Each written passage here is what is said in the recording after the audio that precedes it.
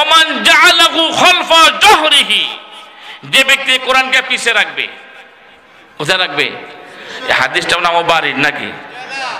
আল্লাহ রাসূল বলেছেন যে ব্যক্তি কোরআনকে পিছে রাখবে, পড়তে দিবে না, পড়াইতে দিবে না, কোরআন অনুযায়ী সমাজ গড়তে দেবে না, রাষ্ট্র সমাজ পরিচালনা হতে দেবে না, সংসদ ভবন পরিচালনা হতে দেবে না, বিচার বিচার পরিচালনা হতে দেবে না, সাকাত হইলান নার, কোরআন তাকে ধরে ধরে জাহান্নামে নিয়ে যাবে। চিল্লা বলেন নাউযুবিল্লাহ। ও শেষ সিদ্ধান্ত আপনার, জান্নাতে যাবেন না জাহান্নামে যাবেন। এবার আমি সর্বশেষ বলছি, আপনি যদি সিদ্ধান্ত নেন কোরআনের পক্ষে থাকবেন, স্লোগান হবে এরকম, কোরআন আছে যেই দলে, যদি কেউ বাধা দেয় ওর ডান হাত বাম হাত ভেঙে চুরমার করে দিতে হবে। পারবেন ইনশাআল্লাহ? স্লোগান হবে কোরআন আছে যে দলে, কোরআন নাই যে দলে। আল্লাহ কবুল করুন, সকলে বলি আমিন। যা বলেছি ভুল কথাগুলো আমার যে বুকেতে কওমি আর সেই বুকেতে আলিয়া, এসো আজ সব ভেদাভেদ যাব মোরা ভুলিয়া।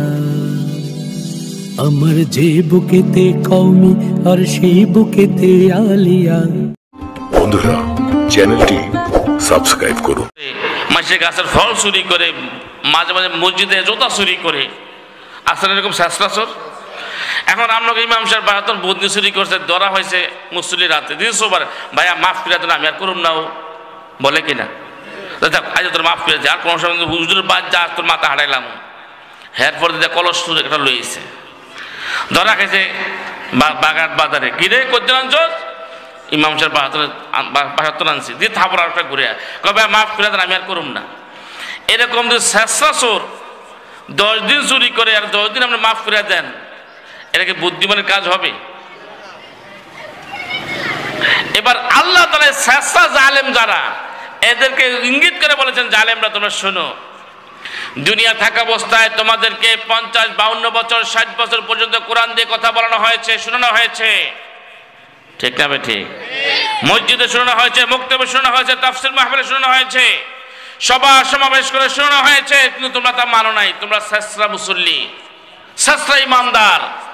এই শেষরা ইমানদার কিয়ামতের ময়দানে জাহান্নাম ছাড়া উপায় থাকবে। আল্লাহ তাআলা বলবেন, জালেমরা বলবে, রব্বানা আখিরনা ইলা আজালিন করিব, আল্লাহ তাআলা একটু সুযোগ দেন, আযাব তো আমাদের চতুর্পাশে চলে আসছে, আযাব আমাদের ঘিরে ধরেছে, জাহান্নামে যেতে হবে, আল্লাহ আমাদের একটু সুযোগ দেন, একটু সুযোগ দেন, আবার বাংলাদেশে পাঠান, আবার দুনিয়ায় পাঠান। এবার আমরা আমনের খালি গোলামি করব, আমনের আইনের কথা বলবো, দুনিয়ার কারো আইনের কথা বলবো না। কিন্তু দুনিয়া থাকা অবস্থায় যত কোরআন বাচ্চা খাওয়ানো হয়েছে, কোরআনের কথা বলা হয়েছে, কিন্তু সবসময় কোরআনের বিরুদ্ধে স্লোগান দিচ্ছে, এরকম শেষরা মুসল্লি নাই? কষ্ট হচ্ছে বলে না? আল্লাহ তাআলা বলবেন, কি করবা? দুনিয়া তোর পাঠাইলাম, তুমি করবা কি? ওই শেষরা বলবে, জালেমরা বলবে, নুজিবু দাওয়াতাকা, দুনিয়া যাওয়ার পরে আপনার পক্ষ থেকে যে দাওয়াত আসবে তা গ্রহণ করব। বোঝেন নি? এবার ঠেলার নাম, কথা বলতে কষ্ট আপনাদের, ঠেলার নাম। যখন আজ আবার ঠেলা শুরু করবে, তখন আল্লাহ যদি দুনিয়াতে পাঠান, বাংলাদেশে পাঠান, আবার ফরাজি মসজিদে পাঠান, খুলনা জীবনে 10 মসজিদে পাঠান, পশ্চিম এশিয়া পাঠান, আবার উলামায়ে কেরাম যখন কোরআন দিয়ে কথা বলবে, আমরা কোরআনকে গ্রহণ করব, নুজিবু দাওয়াতাকা, আপনার দাওয়াতটা গ্রহণ করব, কোরআন মানব, কোরআন প্রতিষ্ঠা করব। আর কি আরবা ওয়ানাত্তাবিউর রাসূলা, রাসূলের যত কথাগুলো আছে তা আমরা মেনে নিব। আল্লাহকে আমরা কাম পাসনা খায়ালায়া, দাড়ি ফাইক্কা গেছে, চুল ফাইক্কা গেছে, দাঁত পড়িয়া গেছে, 70 বছর 80 বছর তোর সামনে কোরআন দিয়ে কথা বলা হয়েছে, তুমি তা মানতে পারো নাই অমুকের ভালোবাসার কারণে। এইরকম মুসল্লি আমাগো এলাকায় নাইও। অমুকের আদর্শ ভালোবাসতো, হুজুর যা কিছু কান কিন্তু সহ্য করবো, অমুকের বিরুদ্ধে বলে সহ্য করবো না। আছে না নাই? আস্তে আস্তে করেন, আছে না নাই? কথা কইলি বিপদ, খালি বিপদ। বেটা তো করে জাহান্নামে বাঁচানোর জন্য কথা বলি, কিয়ামতের ময়দানে তোর নেতা, তোর ছাতা, তোর খেতায় তোকে জাহান্নাম থেকে বাঁচাতে পারবে না। এই কোরআনের সুপারিশ ছাড়া, রাসূলের সুপারিশ ছাড়া তোমাকে জাহান্নাম থেকে বাঁচানোর কোনো কেউ থাকবে না। যে নেতার আদর্শ মানো, তুমি বুকে হাত দিয়ে বলো সে নেতার জান্নাতি, বলতে পারবা? কিন্তু আমি যে নেতার আদর্শ মানি, যে নেতাকে আমি লালন করি, যে নেতার জন্য আমি মরতে পারি, লড়তে পারি, জীবন দিতে পারি, সে নেতার সুপারিশ ছাড়া কোনো নবীও জান্নাতে যেতে পারবে না। এবার আল্লাহ তাআলা বলবেন, বাটপারি ছাড়ো, বাটপারি বাদ দাও। আওয়ালাম তাকুনু আকসামতুম মিন ক্বাবল মা লাকুম মিন যাওয়াল। তোমরা একটাকে বলেছিলা 41 রান পর্যন্ত মিশনার মিশন দিলাম, আমাদেরকেও ক্ষতি করতে পারবে না। এরকম ক্ষমতা লোভী মানুষ আছে না নাই? আমরা বিরক্ত হয়ে গেছেন। এবার আমরা ক্ষমতা যাবই, শিক্ষা দিয়ে সারুম ক্ষমতা যাওয়ার পরে। তোমরা এরকম ভীষণ মিশন দিছিলা, কথা আমার না আল্লাহর ভাই। আমি বল রাগ হইতেন, কথা আল্লাহ বলতেছে, তোরা রাগ হন কামনেরা। তোমরা তারা না, তোরা কসম খাইছো। আওয়ালাম তাকুনু আকসামতুম মিন ক্বাবলি মা লাকুম মিন যাওয়াল। তোমাদের ধ্বংসের আগে তোমরা এই কথাটা বলছিলা, আমাদেরকে ক্ষতি করতে পারবে না, আমাদের ক্ষমতাকে নিতে পারবে না। আমরা ক্ষমতা আসলে তোমাদের বিরুদ্ধে মানবতা বিরোধী মামলা দিয়ে ছাড়বো, কোনো সন্দেহ নাই।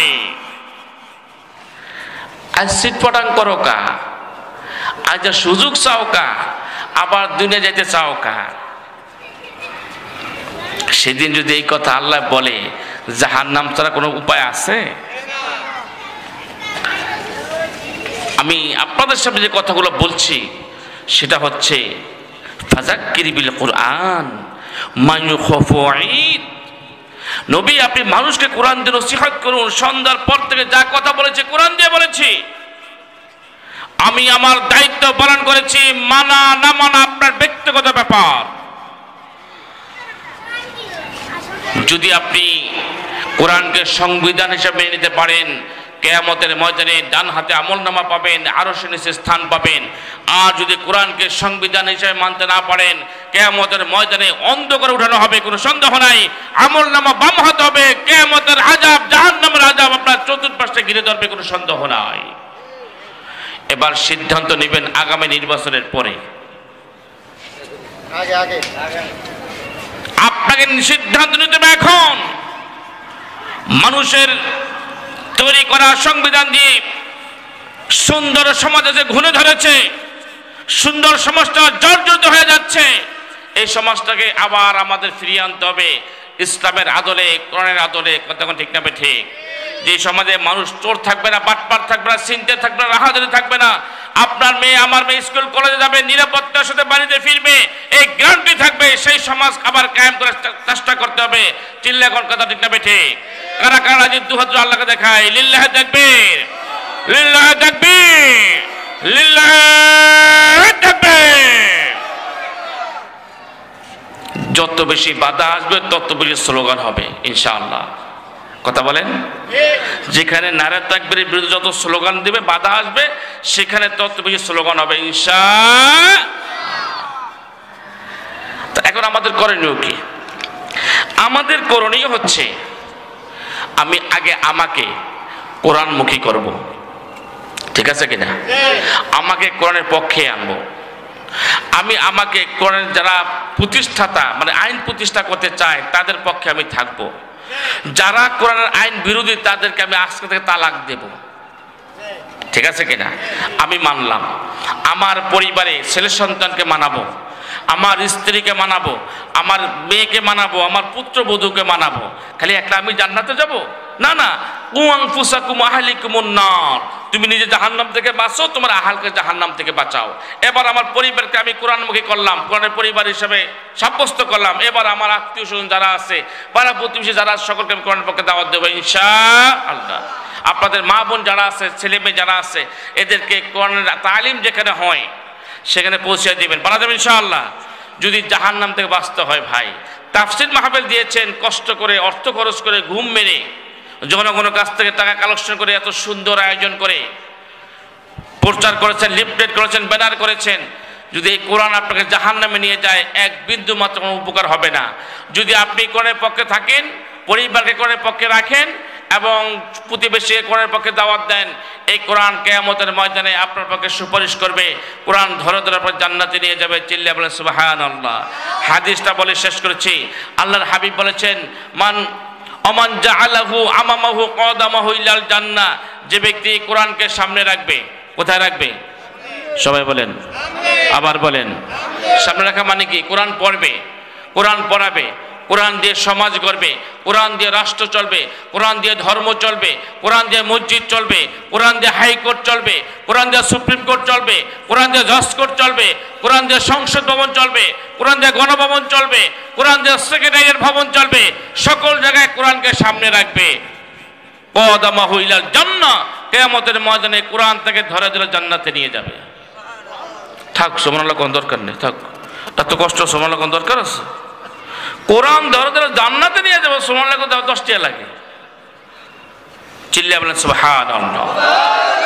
বিপরীতে ওমান জাআলাহু খালফা জহরিহি, যে ব্যক্তি কোরআনকে পিছে রাখবে, কোথায় রাখবে? এই হাদিসটার নাম বাড়ির নাকি? আল্লাহ রাসূল বলেছেন, যে ব্যক্তি কোরআনকে পিছে রাখবে, পড়তে দিবে না, পড়াইতে দিবে না, কোরআন অনুযায়ী সমাজ গড়তে দেবে না, রাষ্ট্র সমাজ পরিচালনা হতে দেবে না, সংসদ ভবন পরিচালনা হতে দেবে না, বিচার বিচার পরিচালনা হতে দেবে না, সাকাত হইলান নার, কোরআন তাকে ধরে ধরে জাহান্নামে নিয়ে যাবে। চিল্লিয়ে বলেন নাউযুবিল্লাহ। ও শেষ সিদ্ধান্ত আপনার, জান্নাতে যাবেন না জাহান্নামে যাবেন। এবার আমি সর্বশেষ বলছি, আপনি যদি সিদ্ধান্ত নেন কোরআনের পক্ষে থাকবেন, স্লোগান হবে এইরকম, কোরআন আছে যেই দলে, যদি কেউ বাধা দেয় ওর ডান হাত বাম হাত ভেঙে চুরমার করে দিতে হবে। পারবেন ইনশাআল্লাহ? স্লোগান হবে, কোরআন আছে যে দলে, কোরআন নাই যে দলে। আল্লাহ কবুল করুন সকলে বলে আমিন। যা বলেছি ভুল কথাগুলো